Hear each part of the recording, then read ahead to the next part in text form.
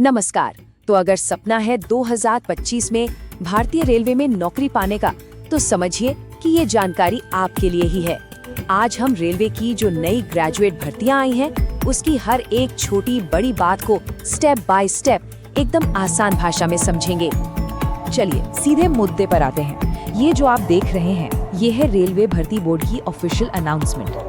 इस बार भारतीय railway NTPC यानी कि नॉन टेक्निकल पॉपुलर कैटेगरीज में पूरे 5,800 से भी ज्यादा ग्रेजुएट लेवल पदों पर भर्तियां कर रहा है। सच कहूं तो ये एक बहुत बड़ा मौका है जिसे बिल्कुल भी हाथ से जाने नहीं देना चाहिए। तो इस पूरे सफर को आसान बनाने के लिए हम क्या क्या देखने वाले हैं। सबसे पहले कौन कौन सी पोस्ट्स हैं और कितनी वैकेंसीज हैं। फिर एलिजिबिलिटी क्या है, मतलब कौन अप्लाई कर सकता है। उसके बाद सबसे जरूरी तारीख है। फिर देखेंगे कि अप्लाई कैसे करना है, सिलेक्शन का प्रोसेस क्या है, और आखिर में कुछ बहुत ही जरूरी नियम और सलाह। तो चलिए एक एक करके शुरू करते हैं। ठीक है, तो सबसे पहले बात करते हैं मौके की, मतलब कौन सी नौकरियां हैं और कितनी हैं। तो ये देखिए, सबसे बड़ी खबर, टोटल वैकेंसीज हैं 5,810। जी हाँ, 5,810 ग्रेजुएट लेवल पद। ये नंबर अपने आप में बताता है कि कितना बड़ा मौका है। अब देखिए, वैकेंसीज सिर्फ एक पोस्ट के लिए नहीं है, कई तरह के पद हैं। सबसे ज्यादा मतलब 3416 पद अकेले गुड्स ट्रेन मैनेजर के लिए हैं। पे लेवल 5 की नौकरी है ये।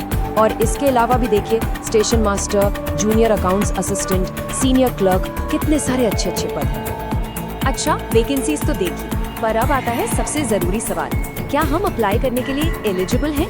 चलिए इसी को समझते हैं। ये पहला और सबसे जरूरी स्टेप है। तो देखिए शर्तें क्या क्या हैं। पहली शर्त तो नागरिकता की है, भारत, नेपाल या भूटान के नागरिक होने चाहिए। दूसरी और सबसे इम्पोर्टेंट शर्त है एजुकेशन, किसी भी मान्यता प्राप्त यूनिवर्सिटी से ग्रेजुएशन की डिग्री होनी ही चाहिए। और हाँ, यहाँ एक बात पर खास ध्यान देना है, जो लोग अपने फाइनल एग्जाम के रिजल्ट का इंतजार कर रहे हैं वो एलिजिबल नहीं है, डिग्री पूरी होनी चाहिए। अब बात करते हैं उम्र की।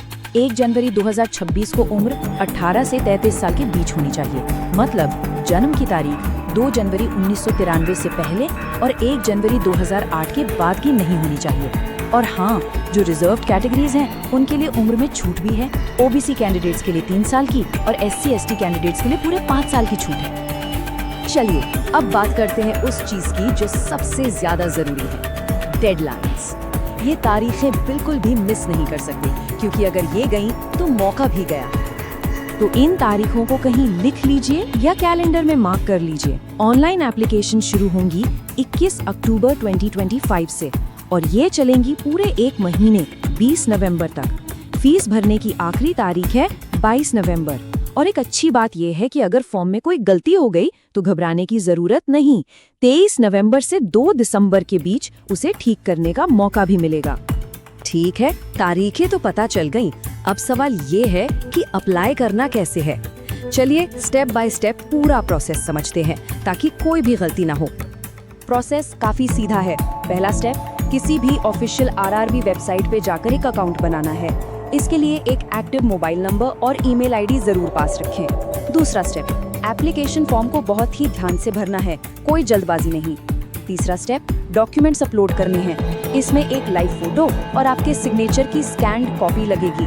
और चौथा और आखिरी स्टेप, ऑनलाइन फीस पे करके एप्लीकेशन को फाइनल सबमिट कर देना है। अब ये जो डॉक्यूमेंट अपलोड वाला पार्ट है ना, इस पर खास ध्यान दीजिए। लोग यहीं सबसे ज्यादा गलती करते हैं। देखिए, फोटो पहले से खींची हुई अपलोड नहीं करनी है, बल्कि वेब कैम या फोन कैमरा से फॉर्म भरते समय लाइव फोटो खींचनी है। और सिग्नेचर वो कैपिटल लेटर्स में बिल्कुल नहीं होने चाहिए, रनिंग हैंडराइटिंग में ही करने हैं। याद रखिए, ये छोटी छोटी गलतियां पूरे एप्लीकेशन को रिजेक्ट करवा सकती हैं। तो चलिए मान लीजिए कि एप्लीकेशन सही भर दी। अब आगे क्या? अब समझते हैं सिलेक्शन के पूरे प्रोसेस को कि आखिर नौकरी मिलेगी कैसे। तो सिलेक्शन का जो पहला स्टेज है वो है first stage computer based test, जिसे CBT कहते हैं। इसमें टोटल 100 सवाल होंगे, 40 जनरल अवेयरनेस के, 30 मैथ्स के और 30 जनरल इंटेलिजेंस और रीजनिंग के। टाइम मिलेगा 90 मिनट। और हाँ, यहाँ नेगेटिव मार्किंग भी है। हर गलत जवाब पर 1/3 यानी 1/3 मार्क कटेगा, तो तुक्केबाजी से बचना होगा। अच्छा, पहला CBT क्लियर करने के बाद आगे का रास्ता इस बात पर डिपेंड करेगा कि किस पोस्ट के लिए अप्लाई किया है। जैसे अगर क्लर्क या अकाउंट्स असिस्टेंट जैसी पोस्ट के लिए अप्लाई किया है तो एक टाइपिंग स्किल टेस्ट देना होगा। वहीं स्टेशन मास्टर और ट्रैफिक असिस्टेंट के लिए एक कंप्यूटर बेस्ड एप्टीट्यूड टेस्ट यानी सीबैट होगा। और कुछ पोस्ट्स जैसे गुड्स मैनेजर और टिकट सुपरवाइजर के लिए अच्छी खबर ये है कि कोई स्किल टेस्ट नहीं है, सिर्फ एक और सीबीटी देना होगा। चलिए अब हम लगभग आखिर में आ गए हैं। यहाँ कुछ बहुत ही ज़रूरी बातें और चेतावनियाँ हैं जिन पर ध्यान देना बहुत ज़रूरी है। और ये सबसे ज़रूरी ऑफिशियल वार्निंग है। रेलवे ने साफ साफ कहा है कि किसी भी दलाल या जॉब रैकेट चलाने वालों के झांसे में बिल्कुल नहीं आना है। ये सिलेक्शन पूरी तरह से मेरिट के आधार पर होगा। अगर कोई भी कैंडिडेट किसी भी तरह का गलत तरीका अपनाते हुए पकड़ा जाता है तो उसे सीधे डिस्क्वालीफाई कर दिया जाएगा। तो बस अपनी मेहनत पर भरोसा रखना है। तो आखिर में एक सवाल, जब हर एक पोस्ट के लिए हजारों लोग अप्लाई करेंगे तो इस भीड़ में अलग कैसे दिखेंगे? देखिए, कामयाबी सिर्फ फॉर्म भरने से नहीं मिलेगी। इसके लिए चाहिए सही स्ट्रैटेजी, कड़ी मेहनत और हर स्टेप पर पूरी अटेंशन। तो इस मौके का पूरा फायदा उठाइए। All the best.